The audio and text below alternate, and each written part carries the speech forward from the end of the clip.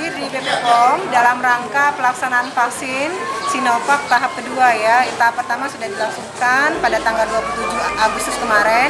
Hari ini pelaksanaan tahap kedua dan sebanyak sekitar 520 orang dari jam 7 tadi pagi sudah hadir ke sini dan alhamdulillah kita sudah mengunjungi sampai ke dalam, melihat pelaksanaannya dan berjalan aman, berjalan dengan kondusif, dan ini semua tentu dibantu juga oleh kawan-kawan dari Dinas Kesehatan. Oleh karena itu kami pemerintah Kota Palembang mengucapkan ribuan terima kasih kepada BPOM yang sudah turut andil dalam pelaksanaan vaksinasi ini, dan kalau seandainya hal ini tidak dilaksanakan atau tidak dibantu oleh kawan-kawan yang lain, tentu kita takutkan kita tidak mencapai target sampai dengan akhir tahun nanti 70%. Dan kami juga berterima kasih kepada PT Bintang 7 ya, hari ini sekaligus menyerahkan bantuan berupa APD dan juga makanan obat-obatan ya untuk penunjang kesehatan.